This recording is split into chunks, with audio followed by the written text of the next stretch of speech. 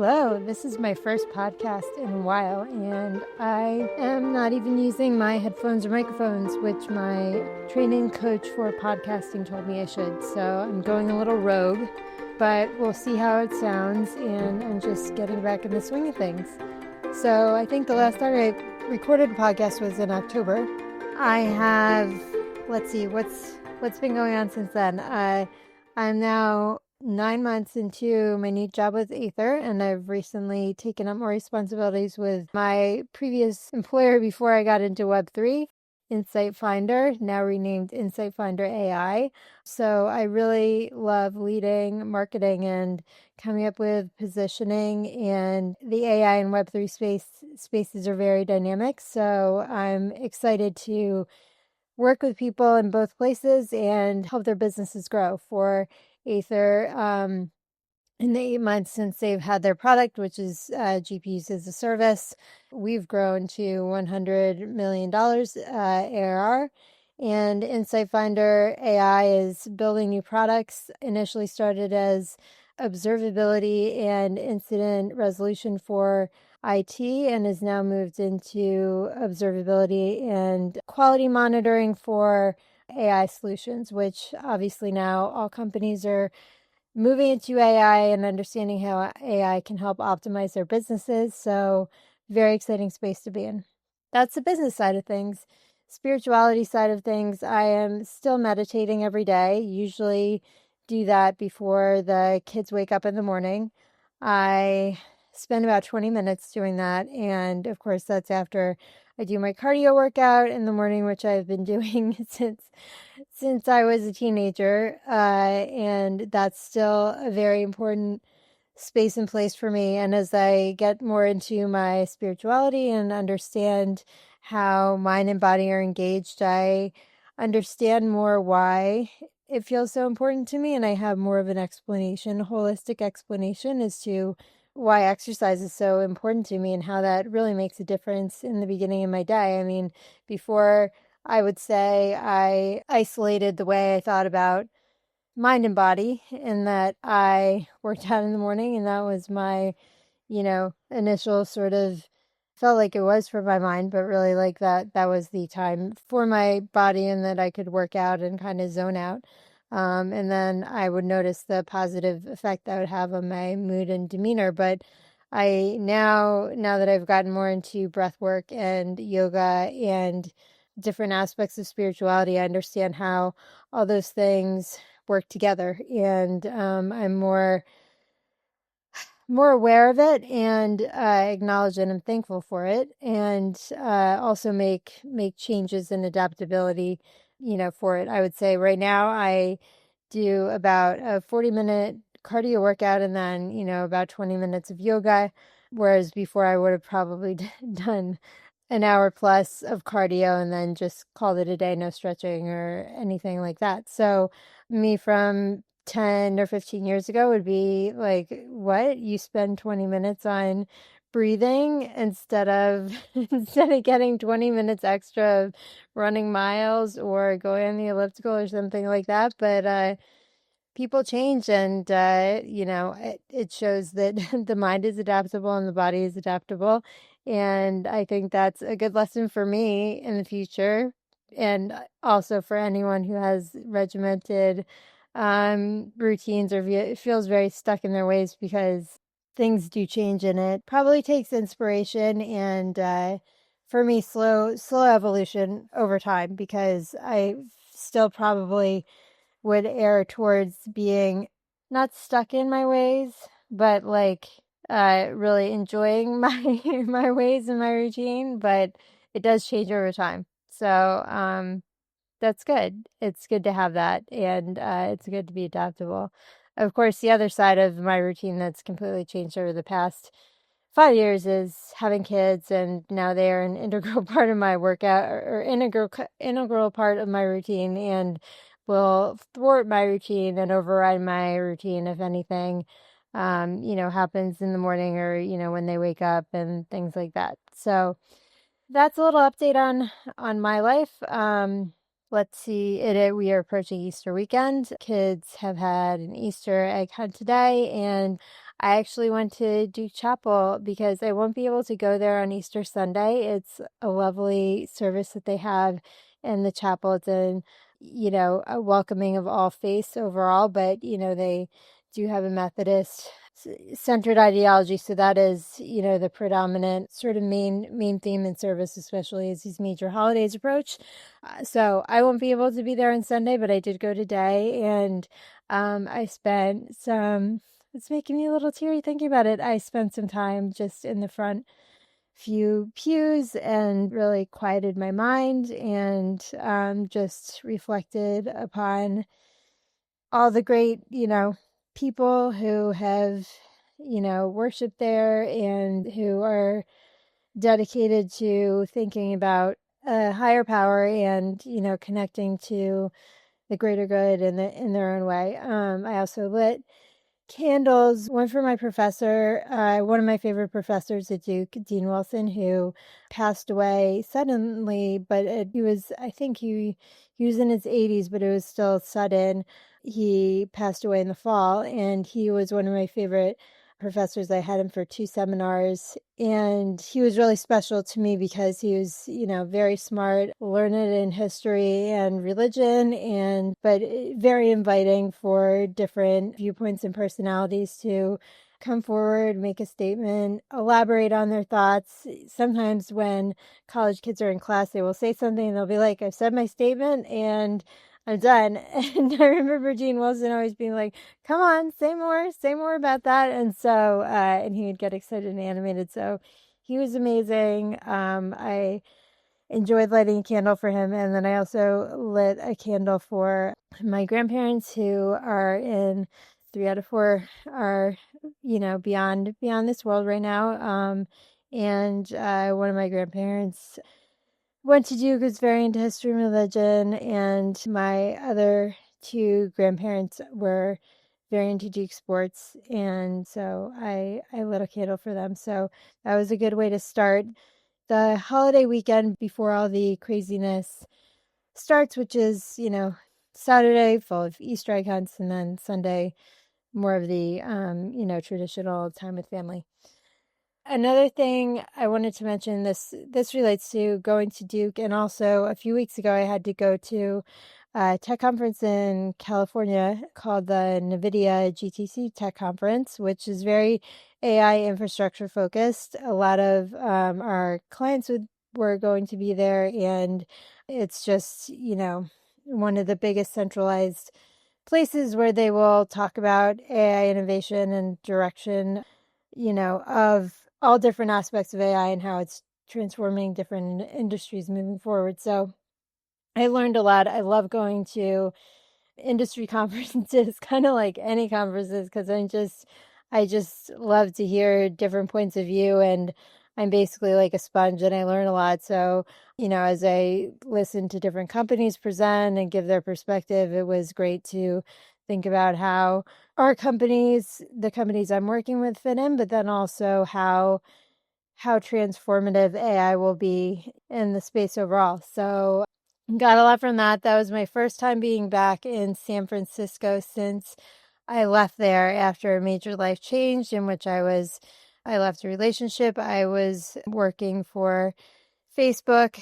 I stopped doing that. I moved to North Carolina to be closer to my family on the East Coast. So I would say, even though it had been a while since I lived in California, and I still have, very close friends in California, I was a little bit not concerned. I was a little bit, I had feelings about going back because I didn't know how I would react to it. But one of my, I would say, a business leader I follow posted something about her return trip to New York a few weeks before I went, and that it was her first time in New York after a little while, and she had been in New York and had lived there with her kids, and, he lives, in an apartment on Upper West, Upper East Side, something like that, and, had a family there, and she left there and moved to Florida and had left jobs there and, left a relationship there. And so obviously when you come back, there are all these feelings, or there can be all these feelings. I think it's a natural state of things. And she said, how she thought about it was that I have a choice about which hamster wheel I get on. I can get on the hamster wheel that says I, had all these things and life is so different now, and, comparing and thinking back to that time. And then there's another one that says, like, look how far I've come, or look how my life is now. And I thought that was, I kept that in mind, not only because that aligns with, some of the things and sort of the pillars that I go by, which is, looking what you've learned and, where you are now and appreciating the present moment. But then also it helps me to hear that, because it's good to know that, I'm not alone in what I went through, and other people who are, wonderful professional women, or just, women or whatever, have been through those things and have been through tough times and they've made it through. I think it's still not completely easy to talk about, I guess, because emotion comes up when I do say that, and I honestly didn't think it would. But when I was there, it was great. It was a wonderful experience. It was great to be with my team. It was amazing to see how much the same, and how much things have changed in that area. I mean, San Francisco and the Bay Area is such a bastion of technology and innovation. And while I was there, not only at the main conference, but outside of that, there were lots of, meetings about, AI startups and innovation. And it's just like that energy there is so amazing. And at the same time, it's like there there are like office parks and office parks and office parks that sort of show you the history of, the churn of these businesses that have happened, and, the evolution of time. So while, it's very tech focused, forward thinking, there's also a very, to me at least, there's also a very historical aspect to it. So that was an interesting reflection point.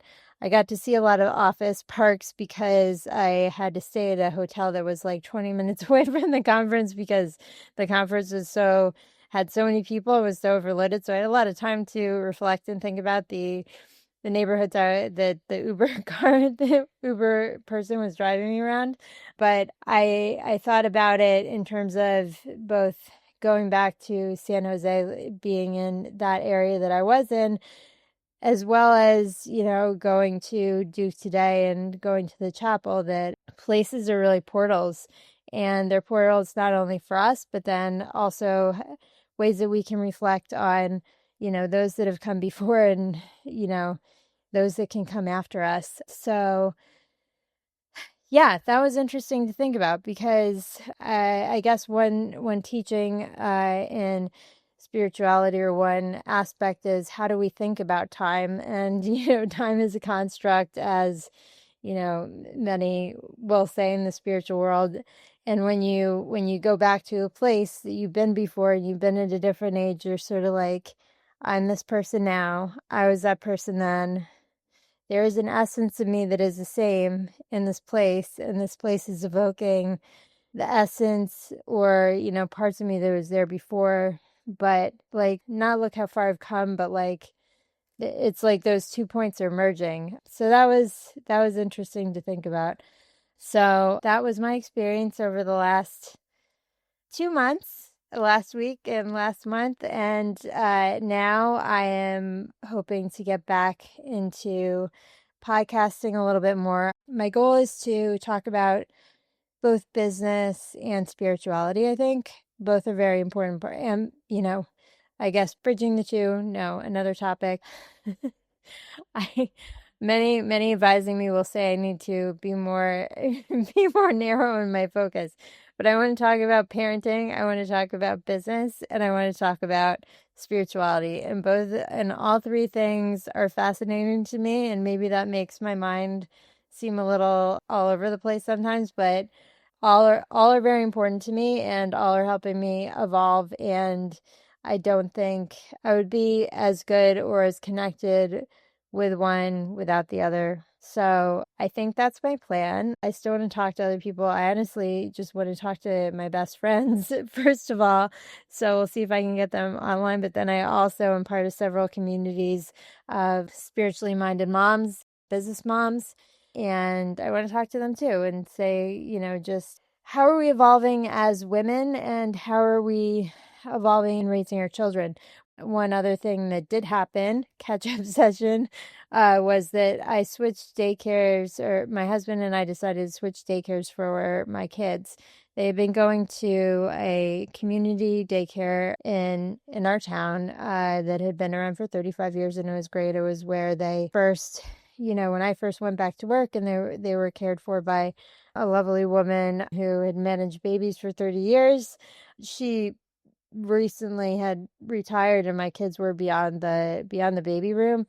And I was seeing some ways that the classroom, I guess, curriculum and or cadence was being handled that wasn't necessarily fitting with my son. And since he's the older one in this situation, he was sort of the first, to show how he reacts as, he engages with his peers, his mind develops and things like that. So what we did, switch them to go to a Montessori-based school very close to the other school. And it's actually a bigger classroom size, but more individualized learning and more student-led learning. And both of them have done really well with that. It was a really scary choice to make, I think, because I knew something wasn't right, but then it was also going into the unknown of making a school choice change. And ultimately, it was the right decision as it exists right now. I think my kids are pretty happy at their school, and I'm thankful for the nudge to think about a change and for the courage and the support to go about that change. What that instigated is a longer term and will be continuous thought process about how we're approaching education with our kids. I think education system in the US has its, is not that great, and is very much designed for the Industrial Revolution. It doesn't necessarily cater to kids' needs. I had overall a great education experience because I turned out who I was, and I'm thankful for that, but it was by no means easy. And so I really want to think about what we're going to do for our kids. So maybe I will explore those topics too under the large umbrella of parenting. I do know some people that are in higher education, tech, and higher education in, their studies and things like that. So hopefully we can connect with them too. Thank you for the catch-up episode. I'm hoping the audio is okay without the microphone, but I'll find out in a few minutes. So seeking the magic, first of all, seeking the magic for me is to be present and have some gratitude every day, which I know I mentioned before in these episodes, and I think is very important still. I'm grateful that I am attempting this again, and I hope I have traction, and both on my side and the receiving side.